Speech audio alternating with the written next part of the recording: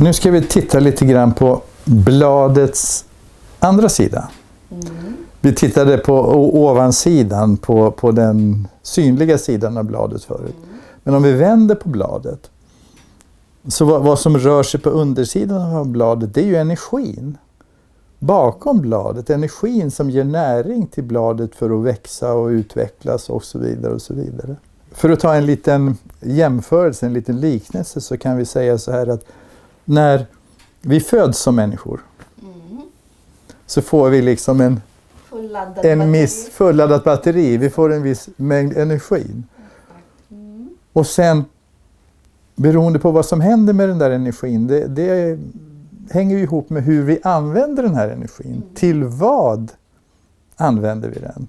Och vi kan använda den på så många olika sätt. Och samtidigt så vet vi inte hur länge den räcker heller. Hur länge den räcker, det beror också på hur vi använder den. Om du till exempel stoppar in batteriet i den här sollampan.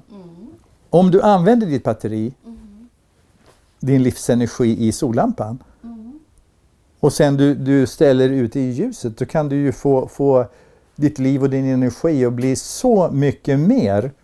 För du laddar den så fort ljuset kommer, så fort ljuset lyser, så laddar du ditt batteri. Och då räcker det ju så länge än om du bara skulle göra slut på det direkt. Eller till exempel om du känner så här, nej men alltså jag vet inte hur jag ska använda den här kraften i batteriet, så jag ger bort det till någon annan, att den ska bestämma hur jag ska leva mitt liv. Så det kan du också göra, ge bort den till någon eller något eller vad som helst, va? Och om du liksom är riktigt rädd och liksom att allting hotar dig, va? Då kan du ju liksom också stoppa batteriet i den här krigaren. Och sen så kommer han att försvara dig ända tills batteriet är slut, va? Och då blir det så här. Så kan man också använda hela sitt liv, va? Och sen han kommer ju hålla på. Så kan man ju också hålla på och bara vara hotad och bara attackera allting som finns runt om oss. Tills ändå antingen ramlar man av bladet eller batteriet är slut. Tycker du det verkar kul?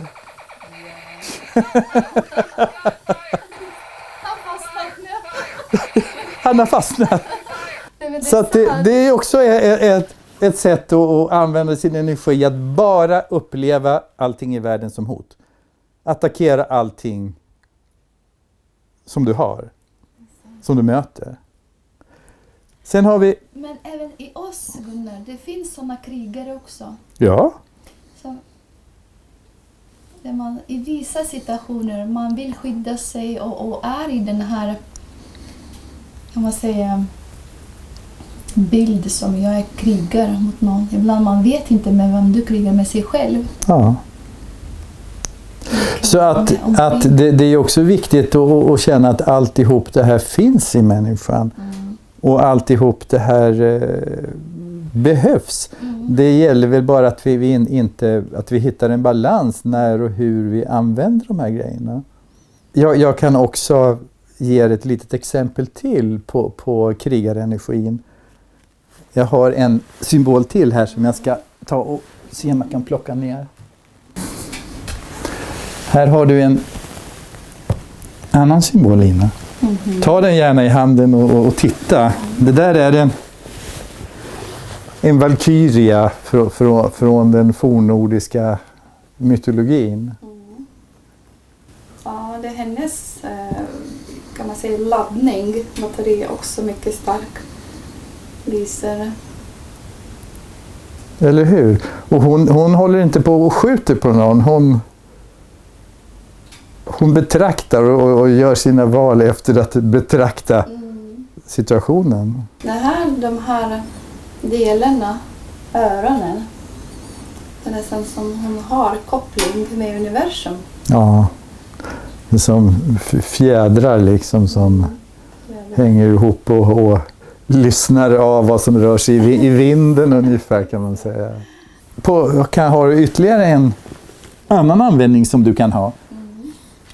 Du kan... Det här är ett laserinstrument som mäter temperaturer. Om du upplever att någonting är farligt, till exempel det här kaminröret här borta, att det är farligt, ja men då mäter du det här. Och då visar det liksom temperaturen. Nu visar det att här nere där laserstrålen så är det 70 grader varmt just nu. Och det kan bli mycket över 100 grader.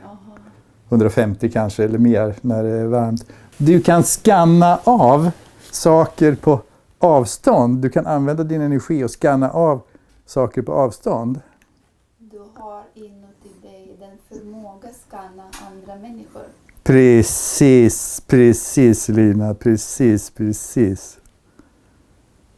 Så var det. Så att du har många val hur du använder din energi. Och jag vill inte liksom säga här att det ena eller andra sättet är bättre eller sämre eller någonting. Men var medveten om hur du använder din energi. För att om du bara fastnar i ett visst läge så kanske livet inte blir så väldigt kul. Och sen, men det här med laddning, det är en del människor som har resurser. Har du ingen resurser, det är svårt att du kan läsa sig själv hur du känner. Och blir svårare att läsa den andra människan som står framför dig. Men om du har resurser, du laddar energi. Och det viktiga är väl också det här att alla resurser måste, precis samma sak om du vill odla någonting i din trädgård, så måste du sätta ett frö och plantera och ta hand om det. Du måste också, dina kvaliteter som du utvecklar som människa, om du är musiker, om du är sångare eller vad du än gör i ditt liv, eller kirurg eller vad som helst, så måste du öva. För att utveckla de här resurserna, de ramlar inte ner som stekta sparvar liksom från himlen, va? Och sen skulle jag vilja säga att slutligen det viktigaste, upplever jag i alla fall i livet, det är att det måste finnas humor. Det måste finnas humor och skratt och skoj och glädje. Hjälper oss att leva livet. Ja. Som vi spelar. Ja, precis. Det finns, jag vet inte om du har hört talas om det, det finns någonting som heter, en organisation som heter Clowner utan gränser. Ja. Som reser runt i världen i krigshärdar och grejer där liksom skrattet har tystnat. Där det har varit så mycket mörker och sånt. Och hjälper barn och människor liksom att hitta vägen tillbaka till ljuset med humor. Va? Och jag tycker det är beundransvärt. Ja, Lina, det var lite funderingar till våra val, hur vi använder vår energi. Så, har du någon mer fundering hur du tänker fortsätta använda ditt batteri? Jag tänker överhuvudtaget hur människor kan ladda batterier. Hur kan de ha de resurserna? Vad tänker du hur? Jag tycker det där känns jätteviktigt för att kan vi lära oss att ladda våra batterier så blir ju livet så mycket mer glädjefullt och påverkar våra relationer och påverkar allt som vi håller på med. Men kan vi inte ladda batterierna alls och bara ligger och skjuter i mörkret hela tiden, liksom, då tar ju batterierna slut ganska fort. Jag personligt laddar min batteri när jag befinner mig i skog. Ja. Nära vattnet. Ja. I naturen. Ja. Så när det är tillbaka människa i naturen, då de resurserna kommer plötsligt. Ja, jag delar med dig, Lina, väldigt mycket det här med naturen har så mycket kraft och energi och att ladda våra batterier verkligen liksom. Och på samma sätt så har det förmåga att ladda våra batterier och tänka positiva tankar. Hur man får positiva tankar? Ja, men om du tänker till exempel någon som du tycker har varit riktigt så här elak och skurkaktig mot dig och så vidare. Va? Men om du verkligen tar in den här personen i ditt hjärta och funderar på men hur har han kunnat bli så skurkaktig i sitt liv? Så kanske det kommer några svar där så att du kanske tänker på ett lite annat sätt. Men allt börjar sig från kärlek till sig själv. Det känns att man uppfinner den kärlek. Att du älskat människa. Hur du menar? Så kärlek transformerar det här att man får resurser. Ja, Se. det gör det. Det gör det, Lina. Verkligen. Det har jag verkligen upplevt. Att det får en gåva med sig. Liksom, att du får resurser att se. Att du inte bara ser genom rädslans filter. Liksom, utan du ser någonting mer. Från vilken sida du befinner dig. Eller jag brukar fråga hur jag känner just nu. Vilka vibrationer, kärleks eller rädsla eller skam. Så du själv kan ha den förmåga att lyfta upp. Och jag gör för det att jag ska må bättre. Hur jag kan använda den här verktyg. För att jag verkligen vill ha den i handen. Och Alltså den här skalan av människor. Ja, eller hur? Kommunicera. Eller hur? Eller hur? Jättespännande. Eller hur? Ja. Så det känns att jag vill ha den här lampan ska lysa.